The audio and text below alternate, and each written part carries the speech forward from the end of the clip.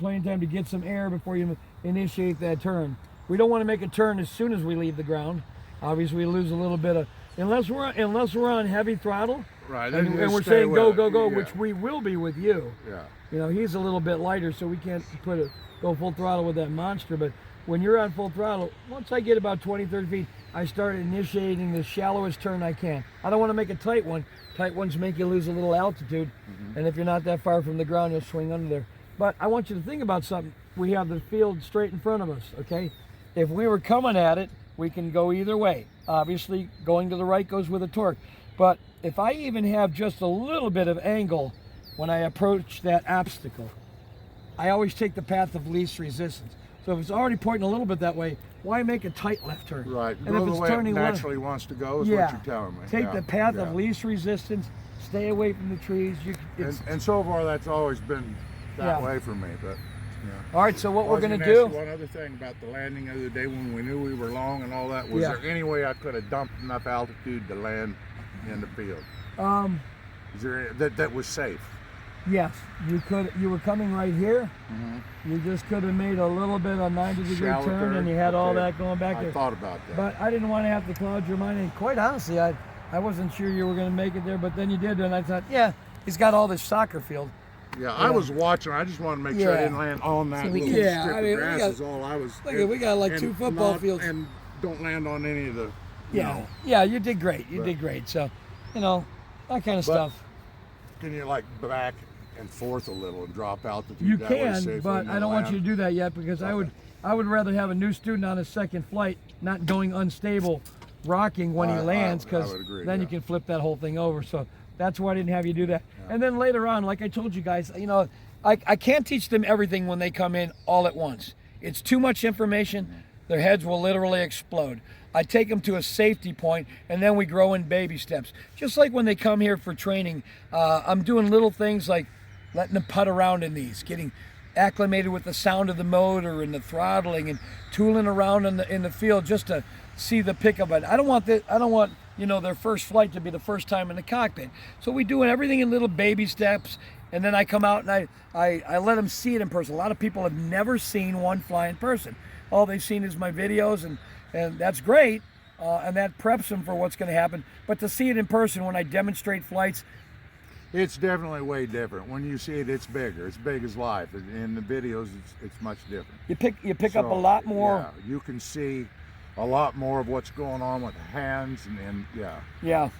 And so I always try to demonstrate a lot of flights for them. And while I'm doing that, I'm still training them how to set up. And so they're watching all the little nuances. They're not nervous because it's not them flying. They're getting confidence from me flying their machine.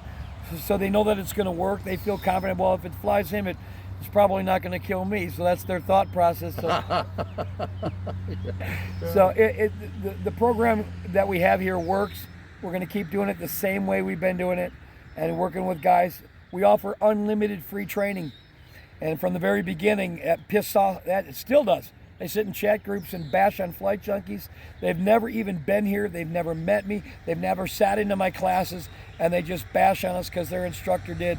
And it's just pathetic that this sport can't be a little bit more united. But you've got the keyboard commandos that are going to come up, but we're just going to keep doing what we're doing. And that is, don't put a time limit or a price tag on the training when they come in. If they get equipment here, that's good enough. We have our own other businesses that we do for money, so we don't, I understand their time is money. It doesn't mean they're crooked if they're charging $3,500 or $4,500 for training. I just don't like that barricade of something that makes them make a bad decision, like trying to launch it themselves. And I even say that in my videos. And you guys out there that are watching this, you study my videos. Some of the guys, I get so many calls, and they finally reluctantly call and come in, and they said, you know what, I was literally going to do this myself, and you just keep repeating that over. There must be something in my mind. I said, yeah, you don't know what you don't know. It's the stuff you don't know. And not only that, you can memorize every aspect of my laydown procedure, my taxiing videos, the landing procedures. You can memorize all that. But students come in, and when they're nervous and they're making their first flight and they're flying, they're not aware of some of the things that they're doing. A whole lot of stuff. It's just, yeah, they don't. having somebody in your ear telling you what you need to do next is very, very helpful. Yeah, and how's a video going to do that, right? Yeah. How's a video going to tell you, hey, dude, you got your hands so low? They don't even realize it sometimes. They're about to stall that wing or how they're making their turns. Just stuff that later on, maybe if it doesn't even bite them then, later on down the line, these self-training guys, don't do it, man. Don't be an idiot. All the things that you're supposed to do. It is. And yeah, back and forth. So. And we are so cautious with the weather, he can tell you. Yeah. Oh. We're here. Everybody says, Still you know, there. don't go to Flight Junkies, they're dangerous. I'm like, I shut down for stuff that's just like, people are going, why are you shutting down? I'm like, because I know what's coming. And how about the other day with the gust front? Gust front, yeah. Exactly. He was ready, Bill was ready to go up. And I said, hey, you know what? I don't feel right about it. Let me go up and see, because I think up there's some stuff going on. Were you there for that? Yes, I was. And this, I'm telling you what. And then I said, just wait a little bit longer, Bill. Just wait a little bit. I just don't trust you. And it was beautiful. It was beautiful on the ground. And I'm not kidding you. This was day before yesterday? Day before yesterday, I think, yeah. Listen, these trees were bent over. It was probably a 30 to 40 mile an hour gust front. The wind was blowing. We had to quick disconnect his wing from the trike so it didn't inflate. It was all ready to launch. And he would have been up in that. And having the experience of doing this for 30 years and being in aviation my whole life and a national skydiver, I'm able to smell stuff that maybe you're going to miss. And hey, it can fool me too. But it didn't that day. And thank God I didn't put him up right when he wanted to, because there's no way any glider would have handled what came through here. And you saw it. That was. Yeah. It was just a big wind, just swooped across. And how long did it go on? Like 10 minutes maybe. Yeah, it wasn't very long. Yeah. But it was enough to mess you up. Long enough to roll that wing into a ball. But anyways, we're going to get him set up. We're going to take it over there and put Hank in the air this morning before it starts kicking on. We just shut down when it starts rolling on. I don't want their first flights to be puckered, even if it's not something that would ever roll up their wing. I just want them to enjoy it, and it's nothing better than glassy air. When you've got a trike, this makes all flying so much more fun. You're not in a straight jacket. You don't have weight on you. You're not lugging your equipment. Hard landings don't leave you limping. In your first year, you're not tripping and falling and breaking prop. You sit down in a nice race car seat.